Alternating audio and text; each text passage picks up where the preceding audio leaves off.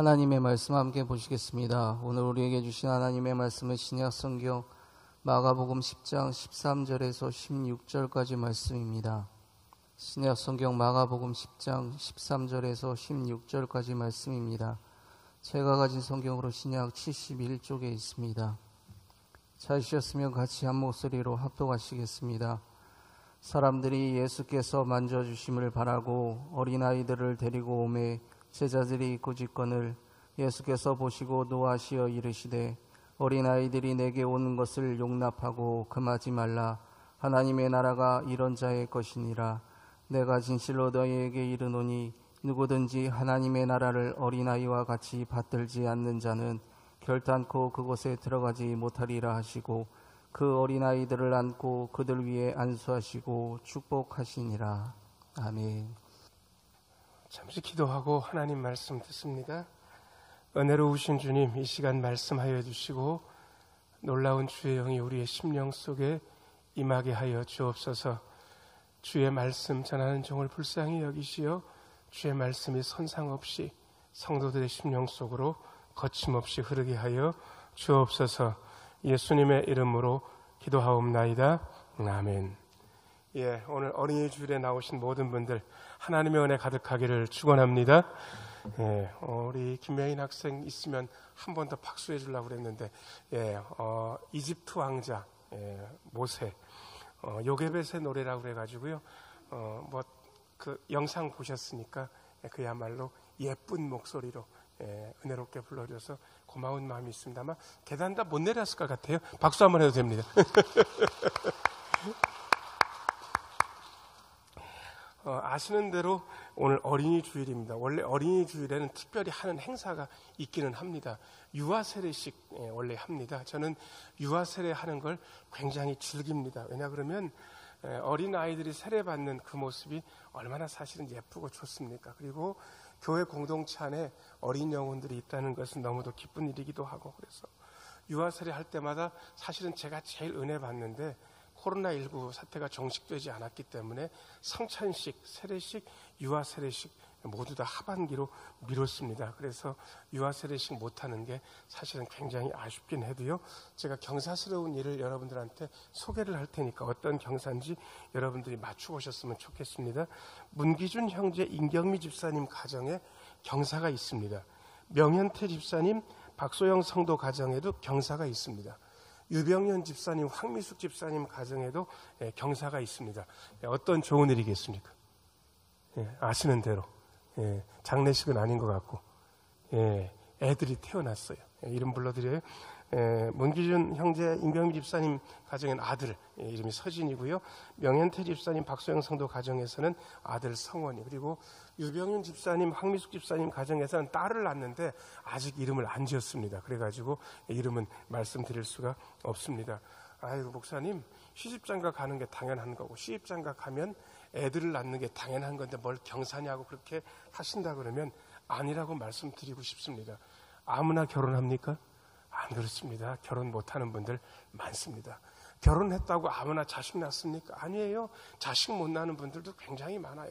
여러분, 불임 전문 산부인과에 가보셨어요? 저는 직접 가보진 않았는데 거기 가면 불임 부부들이 많습니다. 그야말로 첫째를 낳고 둘째 낳기 위해서 있는 분들은 대단히 행복한 분. 결혼하고 5년 지나고 7년 지났는지 애가 없어요. 그런데 애를 낳기 위해서 얼마나 애를 씁니까? 그런 거 다 생각해보면 결혼한 분들도 감사한 일, 그리고 결혼한 다음에 애를 아름답게 출산하는 것도 대단히 감사하고 경사스러운 일입니다. 가정에도 경사고 교회도 경사고 우리나라에도 경사입니다. 뭐 신흥교회 경사스러울 게 뭐가 있느냐라고 말씀하신 분들은 교회 형편에 대해서 잘 몰라서 그렇습니다. 미국의 통계를 살펴보면 몇 년 전 통계입니다. 침례교회는 어마무시하게 부흥했고 장로교회는 교인들이 확 줄었습니다. 이유가 뭔지 아세요? 장로교인은 전도를 안 해서 그렇고 침례교인들은 전도를 막 해서 그렇다. 아닙니다. 똑같이 전도 많이 합니다. 이유는 한 가지입니다. 장로교인들은 백인들이 많은데 아시는 대로 아기를 많이 낳을 것 같습니까? 하나 아니면 둘일 것 같습니까? 하나 아니면 둘. 그리고 그나마 그것도 없는 집들이 수두룩이에요.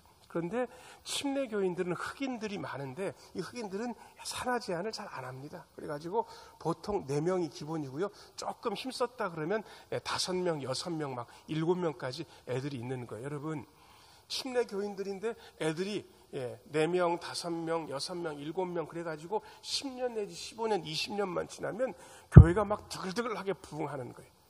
야, 전도하는 것보다 훨씬 낫다라는 생각을 해보게 됩니다. 그런데 이 코로나19 사태가 엄중한데 이 2달여간에 아이들이 이렇게 출생해 준 것은 얼마나 고마운 일입니까? 하필 오늘 어린이 주일이기도 하고 해서 말씀을 드렸습니다. 오늘 본문은 공관복음, 마태복음, 마가복음, 누가복음에 다 기록되어 있습니다. 하나님 나라에 관한 굉장히 중요한 기록이기 때문에 공관복음사에 빠짐없이 이 사실이 기록되어 있고요. 제자들 기억에 다 남아 있었던 아주 중요한 부분의 이야기, 그렇기 때문에 공관복음에 다 나와 있습니다. 그래서 어린이에 대해서 예수님이 어떻게 생각하셨는지 잘 알 수 있는 귀한 그런 본문이기도 합니다. 그래서 오늘 어린이들에 대해서 영적인 진리를, 그리고 우리의 믿음에 대해서 굉장히 중요한 영적인 진리를 4가지 정도 오늘 본문 보면서 읽어낼 수 있습니다. 첫 번째 좀 비춰줘 보세요. 자, 저를 따라서 하세요. 어린이들은 하나님 나라의 일원입니다. 13절 말씀 읽어보겠습니다. 13절 같이 한번 읽겠습니다. 사람들이 예수께서 만져주심을 바라고 어린 아이들을 데리고 오매 제자들이 꾸짖거늘. 예수님께서 일생 하나님 나라에 대해서 설교하셨는데 그 하나님 나라에 어린 아이들이 있는 것을 너무도 당연하고 그리고 기쁘게 여기셨습니다. 그리고 사람들이 존경받는 랍비이신 예수 선생님이 설교하고 그러고 있으니까 애들 데리고 와가지고 예수 선생님이 한번 만져주시고 기도도 해주기를 바라셨던 것 같습니다. 그런데 오늘 말씀해 보니까 제자들이 좋아했습니까? 꾸짖었습니까? 꾸짖었어요. 제자들은 예수님의 마음을 1도 모르는 거예요. 한 번만 더요. 어린이들은 하나님 나라의 일원입니다. 그런데 왜 제자들이 예수님의 마음을 모르고 가라 그랬을까? 이유는 한 가지입니다. 애들은 성가시다 그 뜻입니다. 성가시다, 시끄럽다, 손이 많이 간다, 집회 분위기에 방해된다. 그래서 애들은 가라 그런 거예요. 저도 이 애들은 가라는 소리 때문에 상처받은 적이 어릴 때 있었습니다. 제가 어렸을 때 저희 동네 5일장이 섰었는데 뭐 그렇게 간식거리가 동네에 많지 않았습니다. 그래서 5일장이 서면 저희 어머니 갈 때 꼭 손 붙들고 5일장 가는 게 저의 그야말로 굉장한 기쁨이었습니다. 왜냐 그러면 거기 5일장 가면 곶감 아시죠? 분이 하얗게 핀 곶감 같은 거 제가 좋아하는데 저거 하나 사달라 그러면 저희 어머니가 따라 나온 정성을 생각해가지고 그런 거 하나 사주셨는데, 여러분 아시는 대로 5일장에는 곶감만 파는 건 아니잖아요. 그래서 약장수들이 와가지고 약을 파는데 이 약이 묘한 약인 거예요. 그래서 드셔보신 분들만 알고 남자한테 여자한테 다 좋은 약인데 설명을 할 수 없는 그런 약들을 파는데 어른들이 동그랗게 모여 있으면 제가 어른들 사이를 막 비집고 고개를 막 켜켜가지고 거기 서 있으면요, 세상에 그 약장사 아저씨가 제 마음에 상처가 되는 얘기를 하는 거예요. 누구는 가라, 애들은 가라는 거예요. 제가 알아요, 무슨 얘기 할지. 제가 어렸지만 그 정도의 물정은 있어요. 아, 저게 나이 드신 분들이 먹으면 힘이 불끈불끈 솟는 그런 건가 보다. 제가 그런 정도의 눈치는 있고 그 소리 해도 제가 별로 나쁘지 않을 텐데 맨날 애들은 가래. 얼마나 상처를 받았는지. 여러분, 예수님도 비슷한 것 때문에 사실은 속상했었던 것 같습니다. 두 번째입니다. 두 번째. 자, 같이 한번 읽어보겠습니다. 시작. 어린이들이 거부되는 것을 보고 진노하셨다. 예수님께서 애들은 가라고 그렇게 얘기하는 거 보고 열받으신 거예요. 14절 말씀. 14절. 같이 한번 읽겠습니다. 시작. 예수께서 보시고 노하시어 이르시되 어린 아이들이 내게 오는 것을 용납하고 금하지 말라. 하나님의 나라가 이런 자의 것이니라. 아멘. 여기 보면 어린 아이들이 예수님께 오는 것을 용납하라고. 애들이 하나님 나라에서 거부되는 것 보고 예수님께서 화가 나셨다고. 이 얘기를 오늘 14절에 하고 있는데, 왜 어린 아이들이 예수님께 나오는 것을 용납하고 금하지 말아야 되는지를 제가 아주 쉬운 3단 논법을 따라서 일러드릴게요. 자, 저를 따라서 하세요. 죄인은 예수님 앞에 나가야 됩니까? 나가야 됩니까? 이렇게 쉽게 묻는 건데 대답 안 하실 거예요. 마스크 써도 대답할 수 있다는 거 제가 다 알아요. 제가 아까 설교하기 직전에 올라올 때까지 제가 마스크 쓰고 있었어요. 다시 물을게요. 자,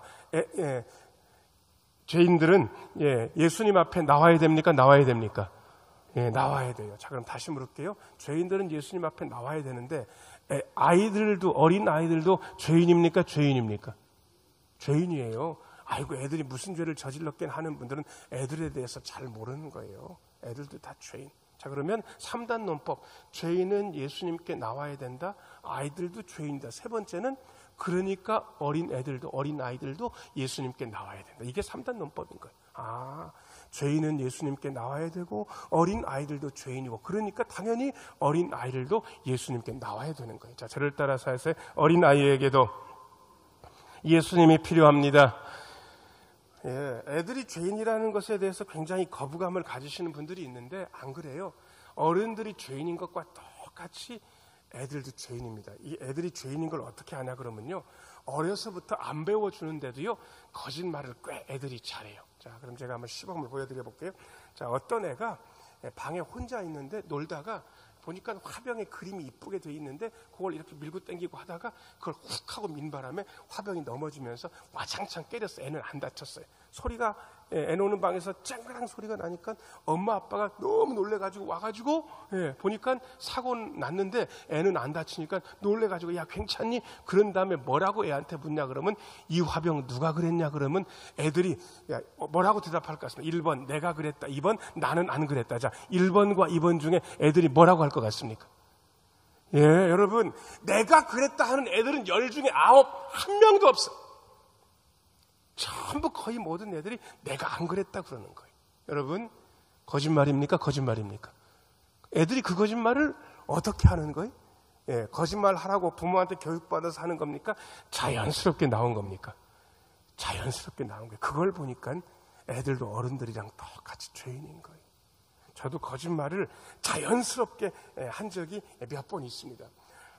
제가 어려서부터 예수를 믿었고 저희 여동생들이랑 같이 성가대를 하는데 일부 예배 성가대를 했어요. 저희 아버지가 개척교회 하실 때인데 개척교회만 다니면 성가대도 없고 그러니까 니들은 개척교회 하면서도 니들 다니고 싶은 큰 교회를 다니라고 그래가지고 큰 교회를 저희 아버지는 개척한 교회는 따로 있는데 큰 교회를 저희 여동생들이랑 같이 다녔었거든요. 일부 예배 성가대를 했었는데 일부 예배를 꽤 먼 곳까지 가야 되니까 아침 일찍 버스를 타고 가야만 됐었습니다. 그런데 하필 그날따라 동전도 준비 안 됐고 큰 돈 내기는 귀찮고 그래가지고 저희 애들이 동생들이 학생이었는데 학생이 버스 타려면 회수권 아세요? 회수권 가지고 있는데 애들이 야 니네 회수권 있냐 그래가지고 있다 그러니까 애들도 회수권 넣고 저도 회수권을 시내버스에 띵 넣고 딱 타려고 그러는데 기사 아저씨가 세상에 뭐라고 얘기하냐 그러면 이 청년인 것 같은데 왜 학생 회수권 내? 그러는 거예요.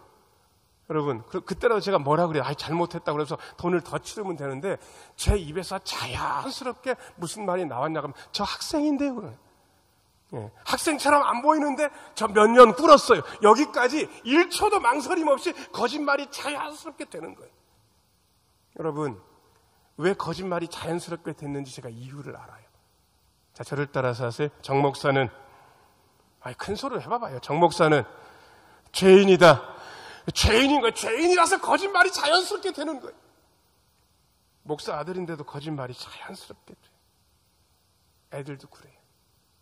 애들도 다르지 않아요. 그러니까 애들도 예수님이 필요해요. 초등학생들 그다음에 유치부 어린이들 같은 경우에도 기도원 같은 데 가가지고 은혜 체험하고 막 그러잖아요. 그러면 애들도 방언 받아요. 근데 그 방언 받기 전에 애들이 막 울어요. 울면서 너 왜 우냐 그러면 그 애들이 뭐라고 얘기하냐 그러면요. 제가 죄인인 게 깨달아져가지고 잘못한 게 너무 많아서 예수님 앞에 제 잘못을 말씀드리기 위해서 운다는 거예요. 여러분 같으면 가소롭죠. 지들이 무슨 죄를 저질렀겠냐고 세상에. 안 그래요? 다 죄인. 예수님이 필요한 죄인. 그래서 애들도 예수님 앞에 나와야 되는데 세상에 제자들이 애들이 예수님 앞에 나오는 거를 애들은 가라 그랬으니까 예수님이 진노하신 거예요. 여러분 교회에서 애들은 가라 이렇게 이야기하기 시작하면 예수님의 진노를 당한다는 거예요. 그래서 애들은 가라 하지 말고요. 자, 저를 따라서 해서 애들은 더 와라. 큰 소리를 좀 해봐요. 애들은 더 와라. 어린이들은 더 와야 되는 거예요. 이게 예수님의 뜻에 맞는 거예요. 예수님은 그 사실을 일러주고 싶으셨던 거예요. 그러면서 예수님께서 굉장히 중요한 얘기를 하십니다. 3절, 세 번째입니다. 같이 한번 읽겠습니다. 시작.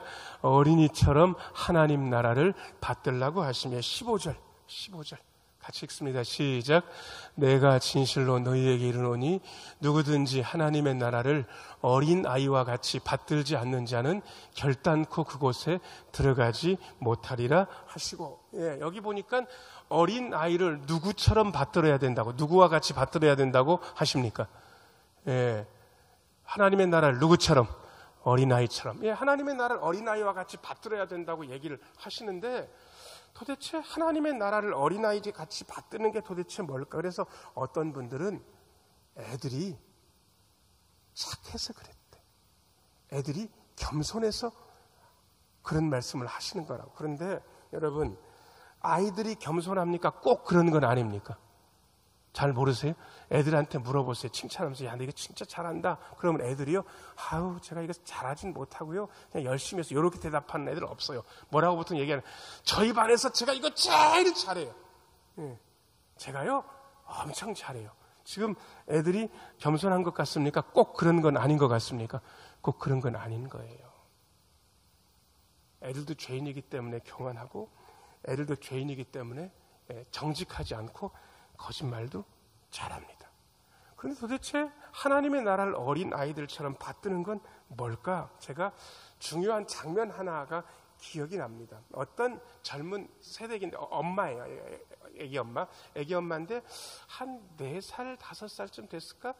자기 아들을 이렇게 데리고 가고 있는데 보니까 손을 재미있게 잡았더라고요. 엄마는 손가락을 이렇게 내밀고 그 다음에 애는 엄마 손가락을 이렇게 붙잡고 엄마를 따라서 이렇게 가고 있는 거예요. 그런데 요 앞에서 세상에 제가 보기에는 그냥 강아지인데 개가 보기에는 그 어린아이가 보기에는 꽤 큰 개 아시죠? 멍멍이.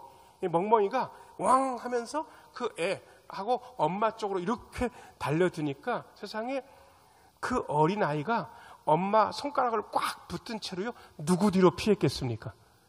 엄마 뒤로 딱 피하고 딱 숨어 있는 거예요. 그리고 달달달 떨고 있긴 한데 세상에 그 애가 엄마 손가락을 얼마나 세게 잡았는지 나중에 보니까요, 손가락에 애 손자국이 난 거예요. 이 손가락 하도 이거 세게 줘가지고. 그 순간 그 어린아이가 누구를 의지한 겁니까? 엄마 의지한 거예요. 아주 전적으로. 나 엄마 없으면 죽어. 저 개가 나 물지도 몰라. 전적으로 의지한 거예요. 어린아이 같이 하나님 나라를 받든다는 말을 들을 때마다 저는 딱 그 생각밖에 안 나는 거예요. 아, 저런 거였나. 어린아이처럼 하나님 나라를 받든다는 게. 엄마 손가락에 자국이 날 정도로 그 어린애가 엄마 손가락을 꽉 붙들고 엄마 뒤에 숨어 있는 거예요. 엄마 없으면 난 안 돼. 여러분, 이런 걸 일컬어 고급스러운 용어로 이렇게 이야기합니다. 자, 저를 따라서 하세요. 전적으로 하나님만 의지합니다. 전적으로 하나님만 의지하는 거예요. 애들한테 그게 있어요. 난 안 돼. 엄마 없으면, 난 아빠 없으면 안 돼. 못 살아. 그게 애들한테 있어요. 그래서 하나님의 나라를 어린아이들처럼 받들라고 하지 않으셨을까? 저는 그 생각을 해봅니다. 여러분, 하나님 말고 의지할 수 있는 게 좀 있으세요? 목사님, 다른 사람들은 몰라도 제 통장에 잔고가 꽤 됩니다. 하나님 안 보살펴주셔도 이 통장에 들어있는 돈 정도면 꽤 살 수 있습니다. 뭐 그런 거 생각하고 계십니까? 목사님, 제가 나이가 거의 70인데 병원 가니까 제 몸 나이가 50보다도 더 젊다 그럽니다. 제가 건강하니까 뭐든지 할 수 있습니다. 뭐 그렇게 생각하십니까? 제 자식이 서너 뜨는데 모두 다 효자고 지금까지 제가 뭐라고 얘기하면 어긴 적도 없고 용돈도 많이 줍니다. 제 자식들 믿을만 합니다. 뭐 그런 거 의지하십니까? 안 그래요. 그것은 어린아이처럼 하나님 받드는 게 아닙니다. 자, 고개를 들고 자, 저를 따라서 하세요. 하나님 말고는 의지할 분이 없습니다. 한 번만 더 하겠습니다. 하나님 말고는 기댈 데가 하나도 없습니다. 그렇게 예수 믿는 거예요. 저도 하나님 말고는 기댈 데가 없습니다. 진짜 하나님 말고는 없습니다. 어린아이처럼 우리는 그렇게 하나님 의지해야 됩니다. 마스크 쓰셨으니까 앞뒤 옆으로 얼굴 보시면서요.